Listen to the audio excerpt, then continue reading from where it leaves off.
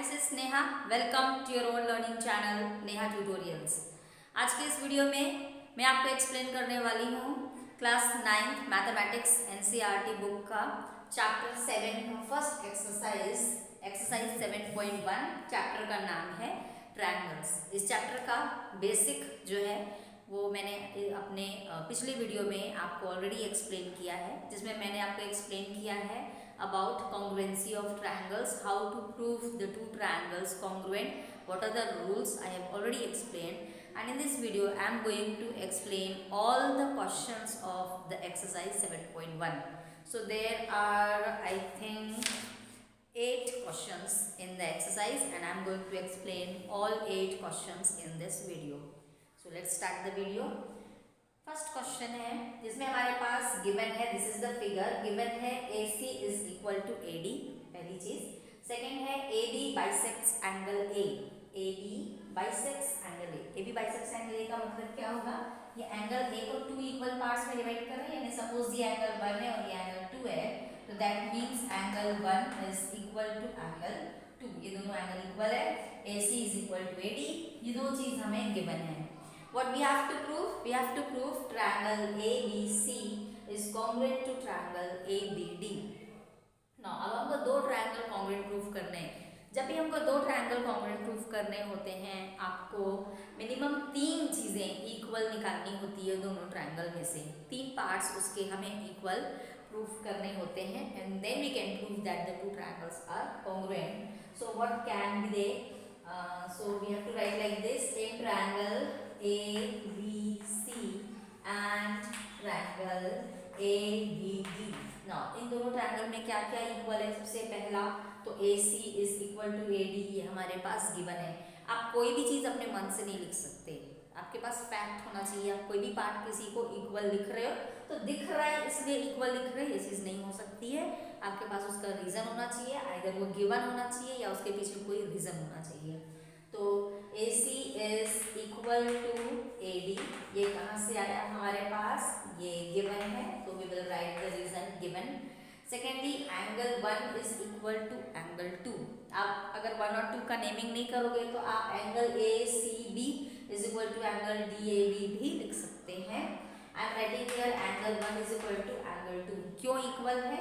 Because ऐसा given है कि AB बाइसेक्ट कर रहा है एंगल A को, तो हम लिख सकते हैं AB bisects angle A।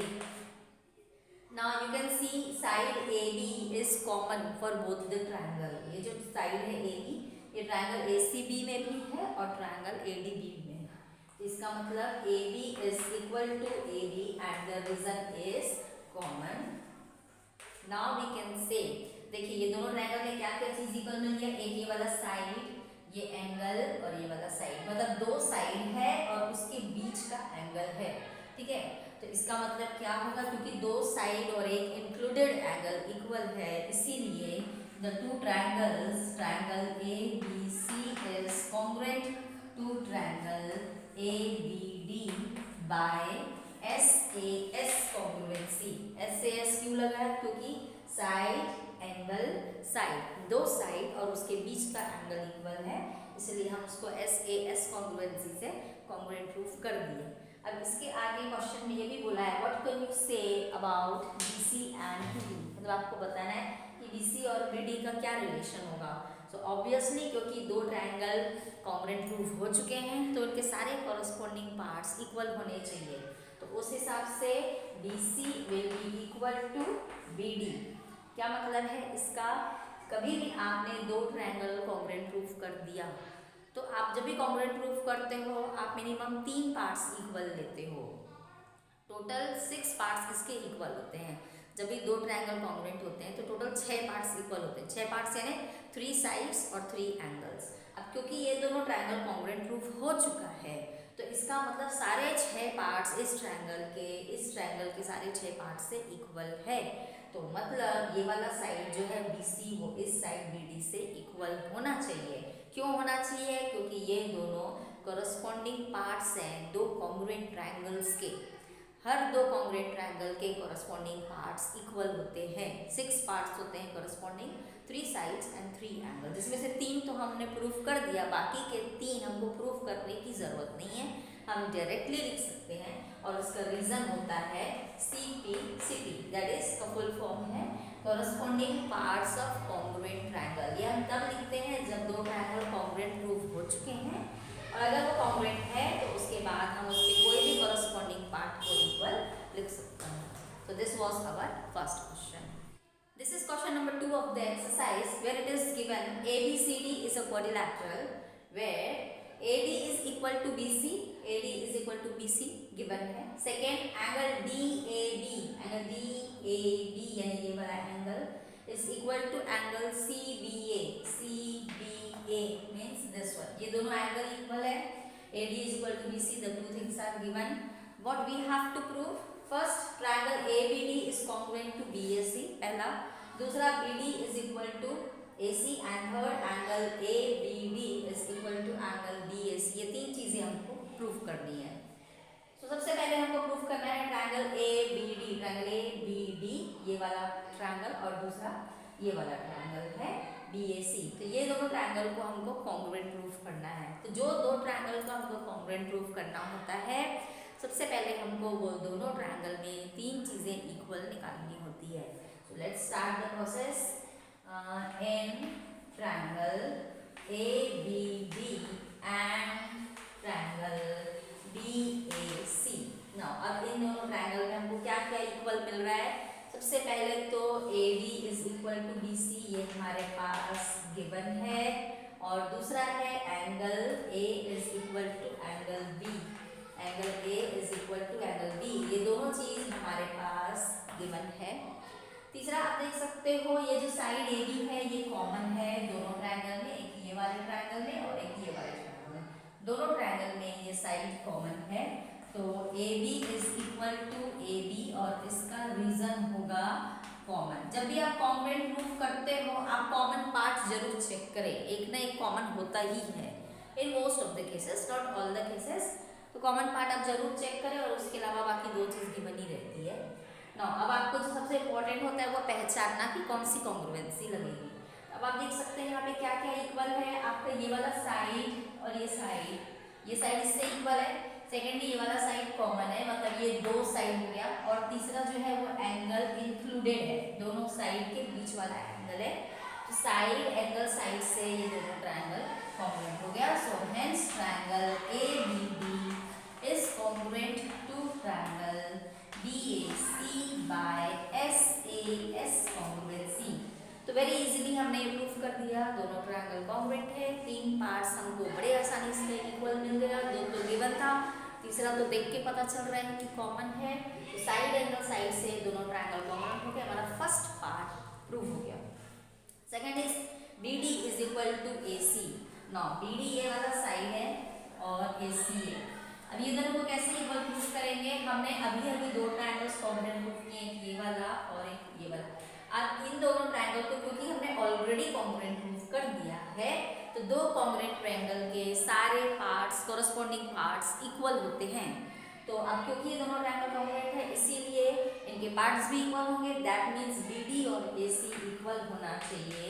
BD is equal to AC, इसका रीजन होगा CPCT यानी corresponding parts of congruent triangles.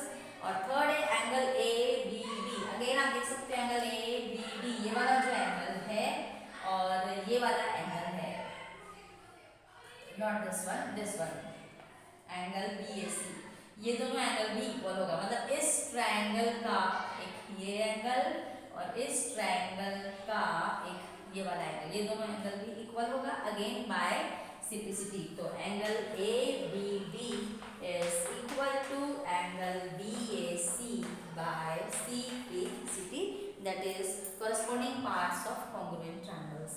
So in this way second question is also proved. Our next question is number 3, question number 3, where it is given BC is perpendicular on AD, BC is perpendicular on AD, मतलब ये angle 90 degree है। Next AD is perpendicular on AB, AD is perpendicular on AB means this angle is also 90 degree.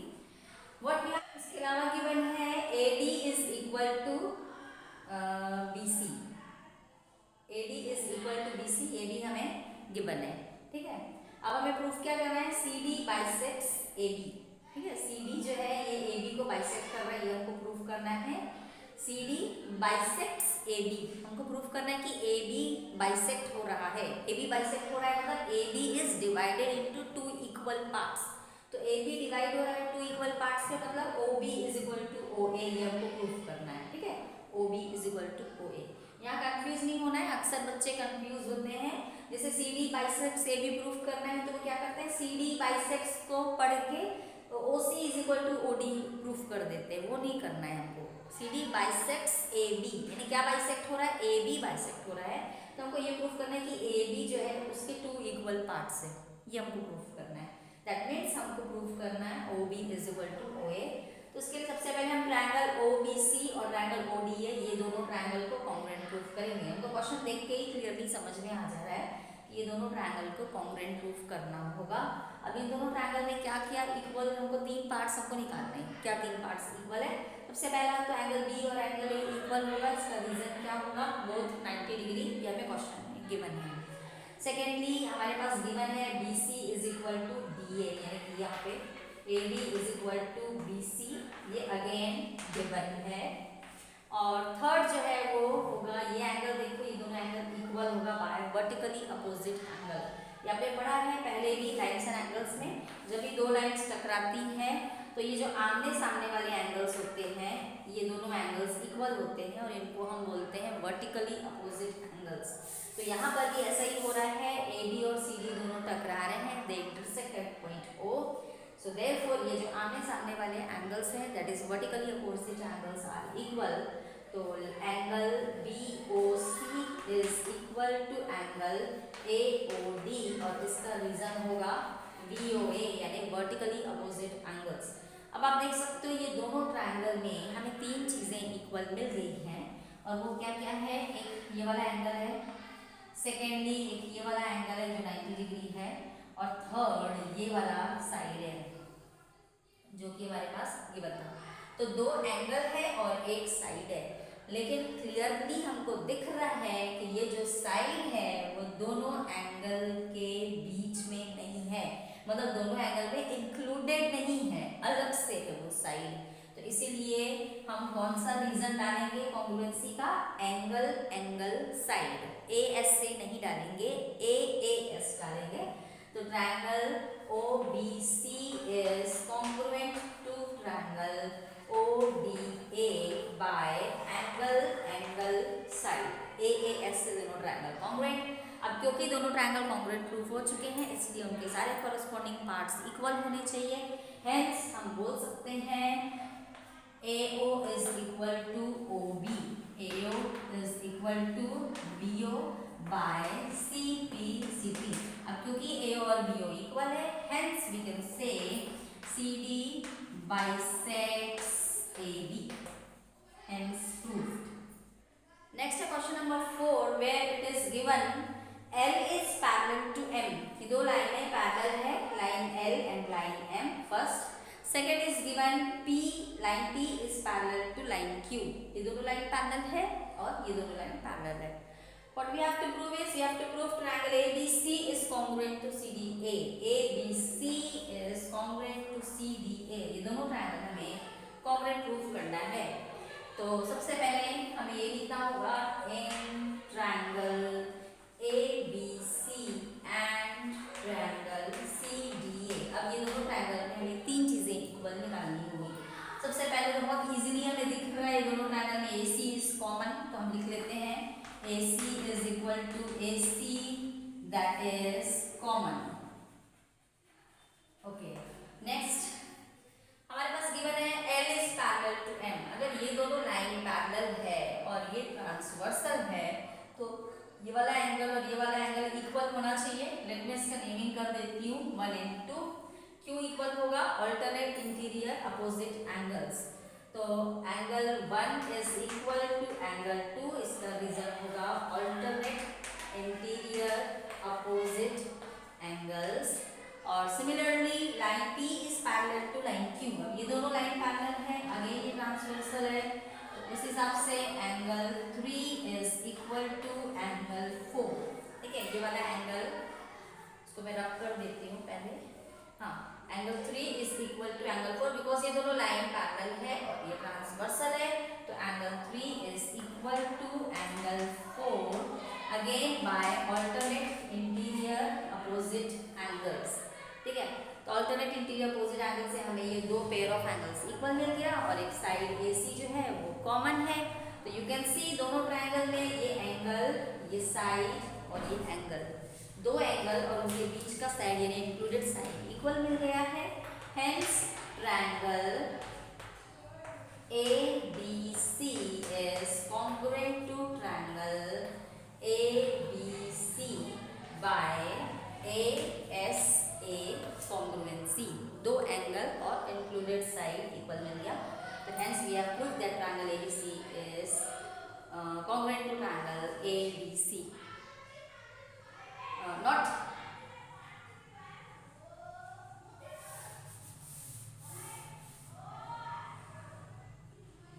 hence triangle ABC is congruent to triangle CDA by ASA congruency। आपको बहुत ज़्यादा ध्यान देना होगा naming करते समय। जब भी आप ट्रायंगल का नेमिंग करते हो, always name in correct sequence such that इसका फर्स्ट जो है एंगल A इक्वल होना चाहिए एंगल C से। तो ट्रायंगल ABC का एंगल A इक्वल होना चाहिए CDA के C से, CDA के C से, 3 इक्वल होना चाहिए 4 से। उसी सीक्वेंस में आपको उसको सेट करना है। इसका जो लास्ट है देखो वो C है और इसका लास्ट A है, तो ABC का C और CDA का A इक्वल होना चाहिए। ABC ट्रायंगल ABC का एंगल C और ट्रायंगल CDA का angle A, CA angle 2 and 1। तो ये चीज़ आपको ध्यान देना है। whenever you are naming triangle and congruent triangles, write the name of the vertex in proper sequence। Okay, so this was question number 4. Next is question number 5 where it is given that L bisects angle A। This is the figure। L is this line which bisects angle A। तो ये angle A को bisect कर रहा है, ये line angle A को bisect कर रहा है। That means suppose ये एंगल 1 है और ये एंगल 2 है, तो angle 1 is equal to angle 2 हम ये बोल सकते हैं। Okay, angle 1 is equal to angle 2। Secondly इसमें क्या बोला गया है, BP is perpendicular on AP। तो ये BP है, ये परपेंडिकुलर है AP पे, मतलब ये एंगल 90 डिग्री है। थर्डली इसमें गिवन है BQ is perpendicular on AC। ये BQ है, ये परपेंडिकुलर है AQ पे, नॉट AC, AQ पे परपेंडिकुलर है यानी ये एंगल 90 डिग्री है अगेन। तो ये तीन चीजें हमें गिवन है, ये 90 डिग्री है, ये एंगल 90 डिग्री है और ये दोनों एंगल इक्वल है।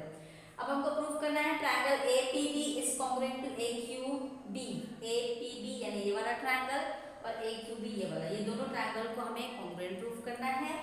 और एक और चीज प्रूफ करनी है, BQ is equal to BP। ये BQ और ये BP ये दोनों को इक्वल प्रूफ करना है।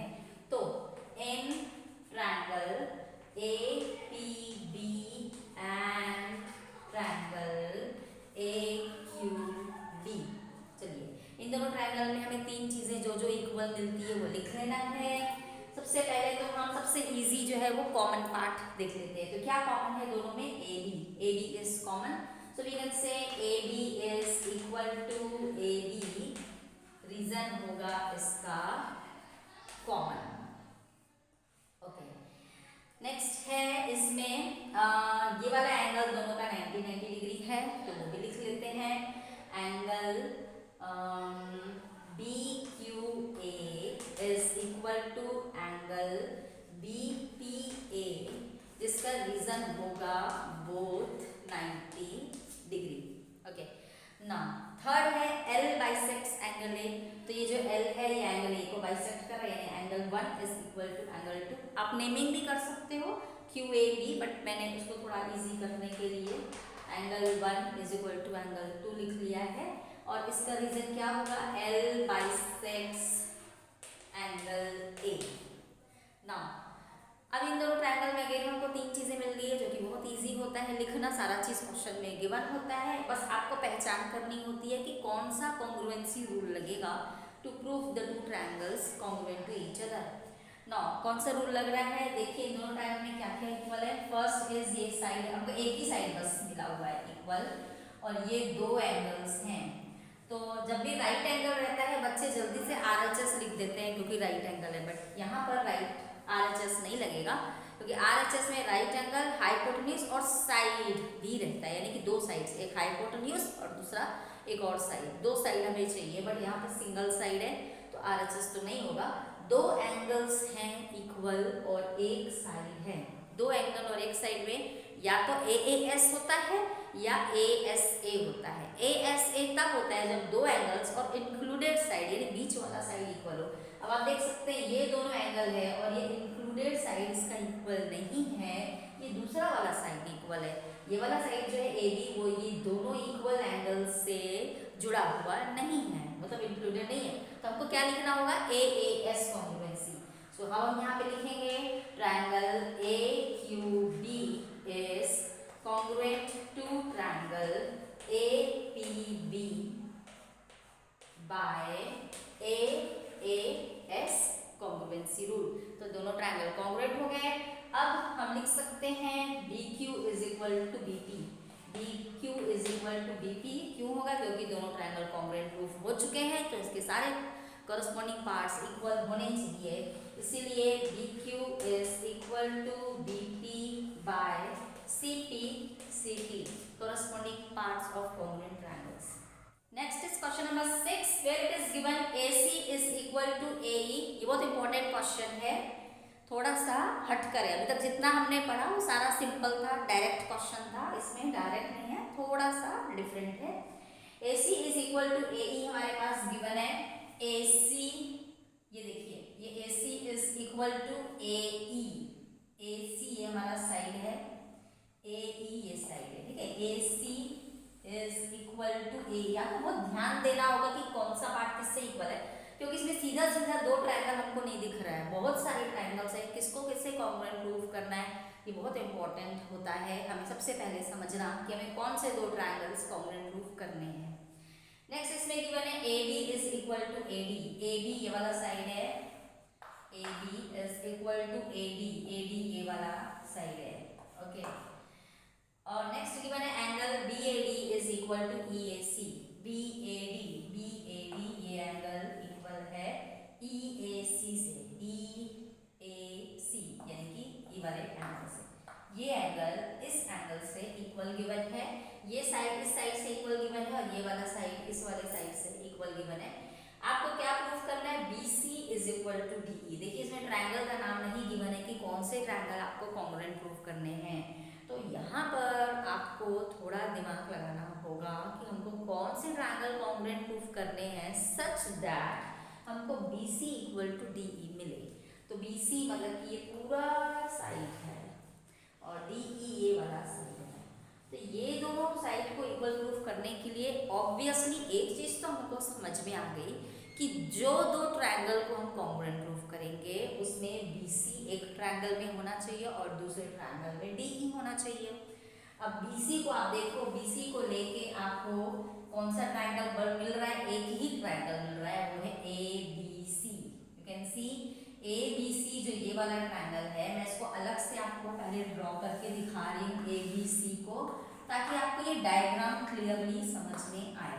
ये जो ABC है इसमें ये पूरा BC आ रहा है, ठीक है, ये हो गया। और DE अगर आपको BC को इक्वल प्रूफ करना है DE से, तो DE को लेके दो ट्रायंगल बन रहे हैं, एक DEC बन रहा है और दूसरा ADE बन रहा है। तो ये ट्रायंगल लेने का कोई मतलब नहीं, क्योंकि इसका कोई भी पार्ट हमें इक्वल गिवन ही नहीं है और इस ट्रायंगल के पार्ट्स हमारे पास इक्वल हैं।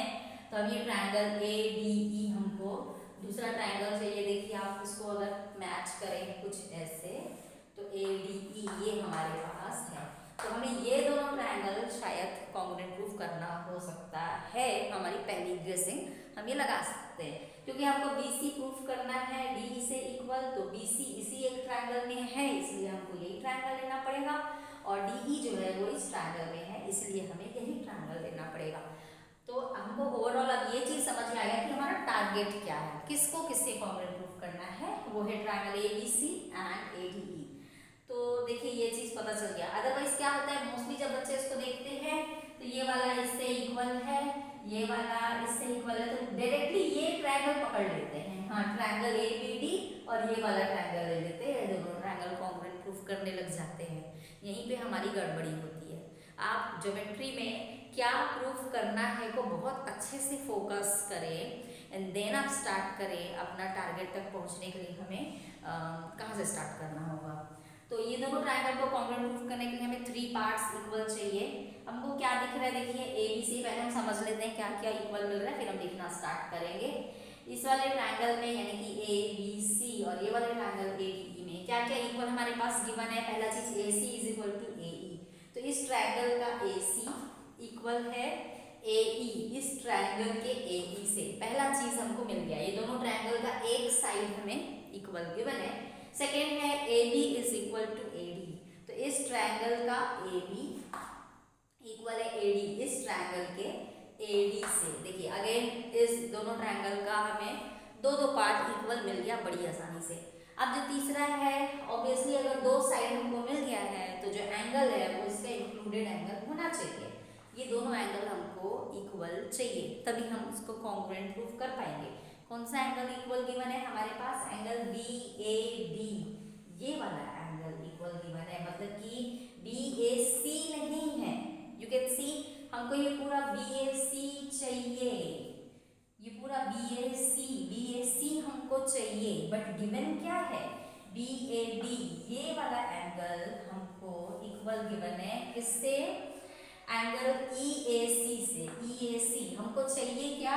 ये पूरा ई ए डी चाहिए हमको तो ई ए डी यानी कि ये पूरा एंगल चाहिए। ये पूरा एंगल हमको इस पूरे एंगल से इक्वल चाहिए, बट गिवन क्या है? सिर्फ इतना पोर्शन इक्वल गिवन है। यहाँ पर बहुत ज़्यादा हमें सोचना है कि कौन सा एंगल किससे इक्वल करें और कैसे। बच्चे यहाँ बहुत गलती करते हैं, वो सिंपली ये एंगल जो गिवन है इक्वल से इसको इक्वल लिख देते हैं। ऐसा नहीं है, हमको जो दो ट्रायंगल कॉन्ग्रुएंट प्रूफ करना है उनके कॉरस्पॉन्डिंग एंगल्स हमको इक्वल चाहिए। अगर वो इक्वल नहीं गिवन है तो उसको पहले इक्वल प्रूफ करना पड़ेगा। ओके ना, हमारे पास ये दोनों एंगल इक्वल गिवन है, बट हमको ये पूरा एंगल इस पूरे एंगल से इक्वल चाहिए। मतलब ये जो बीच का पार्ट आप देख रहे हैं मिसिंग है, ये वाला एंगल दोनों में कम पड़ रहा है। ठीक है, इस पूरे एंगल में इतना इक्वल है इससे, मतलब ये वाला पार्ट छूट रहा है, ये भी इसमें इंक्लूडेड होना चाहिए था। तो इसमें हम क्या करेंगे, इसको कुछ हम नेमिंग ऐसे करते हैं, ये एंगल 1 ले लेते हैं, ये एंगल 2 ले लेते हैं, और ये जो बीच वाला छोटा सा एंगल बच रहा है इसको एंगल 3 ले लेते हैं। अब आप देखें, इन triangle A B C and triangle A D E, ये दोनों ट्रायंगल में हमारे पास गिवन है angle 1 is equal to angle 2। ठीक है, ये एंगल 1 है, छोटा वाला एंगल है इस ट्रायंगल का, और ये एंगल 2 है जो कि छोटा वाला एंगल है इस ट्रायंगल का। Angle 1 is equal to angle 2, ये हमारे पास गिवन है। हमको एक्चुअली ये पूरा एंगल चाहिए और ये पूरा एंगल चाहिए, तो इसके लिए हमको ये बीच वाला जो एंगल 3 है ये मिस हो रहा है, तो हम क्या कर सकते हैं, बोथ साइड उस मिसिंग एंगल को प्लस कर देते हैं। ठीक है, एंगल 3 को हम बोथ साइड प्लस करेंगे। यहाँ पे लिख देते हैं adding angle 3 to both sides. ठीक है, तो ये क्या होगा, angle 1 plus angle 3 is equal to angle 2 plus angle 3। तो एंगल 1 में एंगल 3 प्लस करेंगे तो ये पूरा एंगल हो जाएगा इस ट्रायंगल बी ए सी का, मतलब वो हो जाएगा angle B A C will be equal to 2 plus 3। 2 plus 3 होगा तो क्या होगा, ये 2 और ये 3 को प्लस करेंगे तो यहाँ से यहाँ तक ये पूरा एंगल हो जाएगा, जो कि क्या है, एंगल ई ए डी है। Angle EAD। तो हमको ये दो एंगल्स मिल गए और बाकी के दो पार्ट्स इसमें गिवन है already. AC is equal to AE and AB is equal to AD, ये हमारे पास गिवन है। ठीक है, तो अब आप देखें हमें तीन पार्ट्स इक्वल मिल गए हैं, एक ये साइड, दूसरा ये एंगल और तीसरा ये वाला side. Side angle side, that means triangle ABC is congruent to triangle ADE by SAS congruency। अब क्योंकि दोनों ट्रायंगल कॉन्ग्रुएंट प्रूफ हो गए हैं तो बाय सिंप्लिसिटी हम इसके कोई भी पार्ट्स इक्वल ले सकते हैं। तो BC जो है वो इस वाले ट्रायंगल का एक पार्ट है, will be equal to DE इस दूसरे ट्रायंगल। कौन सा किससे होगा ये आप यहाँ से एग्जैक्टली ले सकते हो। ये लास्ट का जो दो है BC इक्वल होगा लास्ट के दो DE से। ओके, तो BC is equal to DE by CPCT। Next is question number 7, where it is given P is midpoint of AB. P is midpoint of AB means AP is equal to PB. Secondly, angle BAD is equal to ABE. Angle BAD is equal to angle ABE. ये वाला angle इससे equal है। Next angle EPA। EPA यानी कि ये angle equal होगा DPB यानी इस एंगल से। We have to show that triangle DAP is congruent to EBP। चलो इसमें शुक्र है कि गिवन है कि कौन सा ट्रायंगल किससे इक्वल है। ऐसे क्वेश्चंस ज़्यादा इजी होते हैं जब भी आपको चॉइस दिया हो। वैसे तो आपको जो ज़्यादा अच्छे से मालूम है वही लिखना चाहिए, बट जिसमें गिवन रहता है ऑलरेडी कि कौन सा ट्रायंगल किससे कॉन्ग्रुएंट है, दैट इज मोर इजियर, क्योंकि हमें ज़्यादा सोचना नहीं पड़ता कि कौन सा ट्रायंगल किससे कॉन्ग्रुएंट प्रूफ करना पड़ेगा। इसमें गिवन है क्या कॉन्ग्रुएंट करना है, दैट इज DAP। तो DAP ये वाला ट्रायंगल कॉन्ग्रुएंट होगा EBP, ये दोनों ट्रायंगल को हमें कॉन्ग्रुएंट प्रूफ करना है। And also AD is equal to BE। Now सबसे पहले हम फोकस करेंगे अपने ट्रायंगल DAP और EPB को। तो in triangle DAP and triangle EBP, अब आप देखें DAP, वेयर इज DAP, ये है DAP, ये हमारा ट्रायंगल है और ये है EBP। ये दोनों ट्रायंगल में आपको क्या क्या चीजें इक्वल मिल रही है। सबसे पहले तो P मिड पॉइंट है। The last question of the exercise, that is question number 8 और ये बहुत इंपॉर्टेंट क्वेश्चन है, बहुत ज़्यादा आता है ये एग्जाम में। गिवन है हमारे पास angle C is 90 degree, M is mid point of AB। M जो है ये मिड पॉइंट है AB का, इसका मतलब BM is equal to AM। और थर्ड हमारे पास गिवन है DM is equal to CM, तो DM is equal to CM, ये भी हमारे पास गिवन है। ये तीन चीजें, चार चीजें हमें प्रूफ करनी है। पहला है triangle AMC is congruent to BMD। तो AMC यानी ये वाला ट्रायंगल और BMD यानी ये वाला ट्रायंगल हमें कॉन्ग्रुएंट प्रूफ करना है।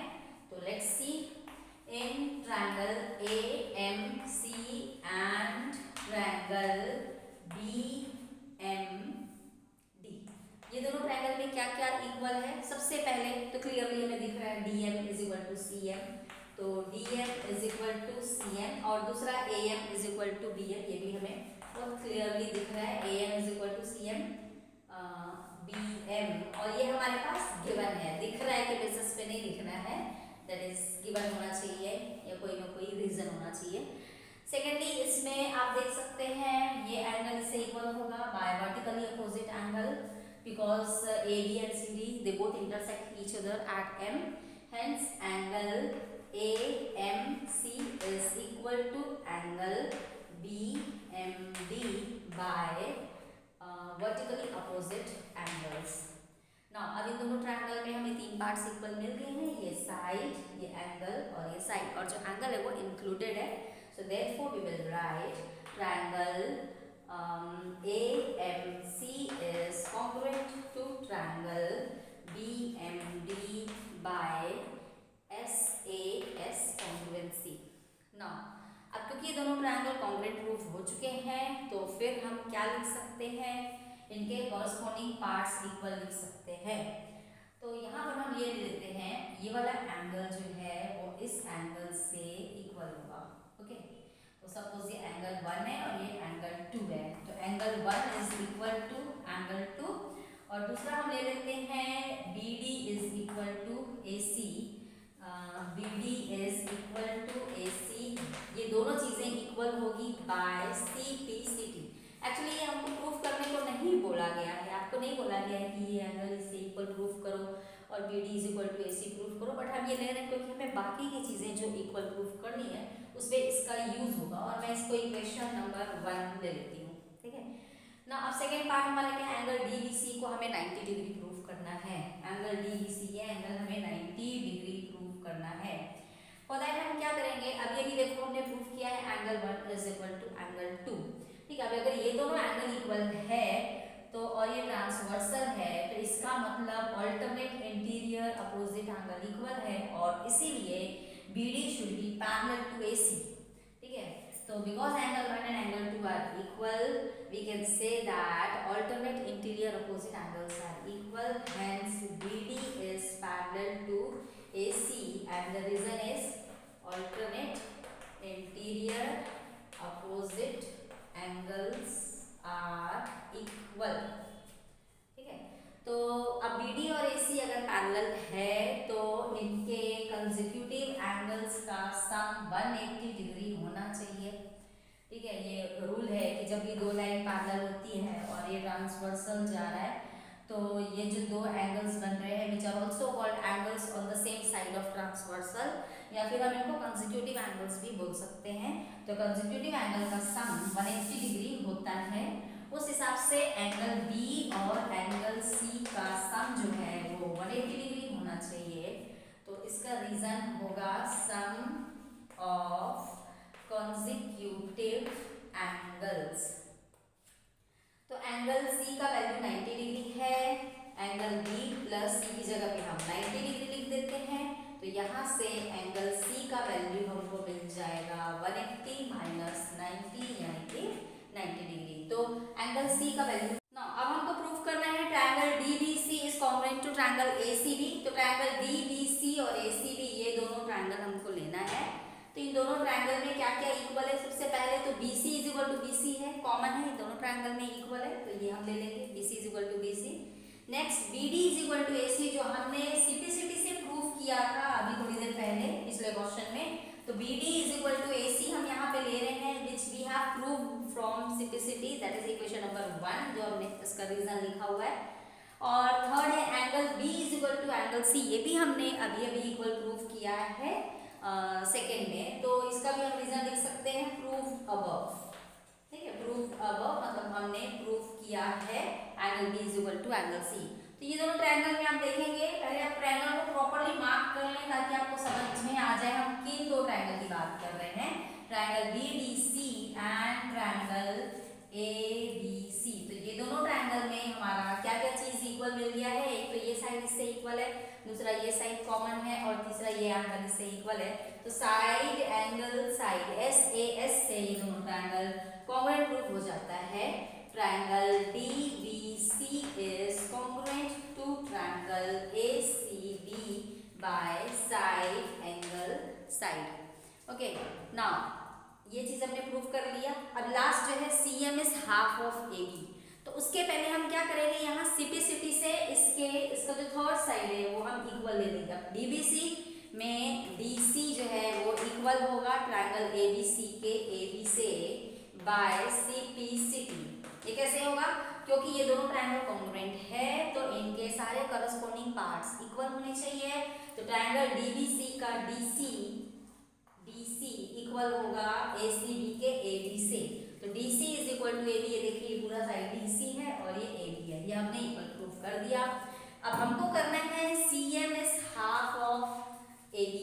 तो ये कैसे होगा, CM is half of AB, हमारे पास गिवन था क्वेश्चन में M is mid point of AB, तो M is mid point of AB, इसका मतलब क्या होगा, गिवन है DM is equal to CM, तो DM is equal to CM, DM और CM दोनों इक्वल है, तो जो DC होगा यानी कि जो CD है वो क्या होगा 2 टाइम्स ऑफ CM होगा, इज इट। हम DC को 2CM लिख सकते हैं, CM का डबल होगा ये पूरा DC, क्यों? क्योंकि ये दोनों इक्वल है, इसीलिए तो हम DC को 2cm लिख सकते हैं इज इक्वल टू AB हो गया, और cm इज इक्वल टू क्या होगा, जो 2 मल्टीप्लाई हो रहा है वो इधर आपको डिवाइड हो जाएगा, तो ये होगा हाफ AB। तो ये हमको प्रूव करना था, cm is half of AB and in this way we proved. तो ये बहुत इंपॉर्टेंट क्वेश्चन है। In this way I try to explain all the question of the exercise, and in my upcoming video I am going to explain the next exercise, that is 7.2 and 7.3 of the chapter. I hope 7.4 is deleted. So please practice these questions, and still if you have any query you can ask me in the comment section. Please subscribe my channel, like and share my videos. Thank you.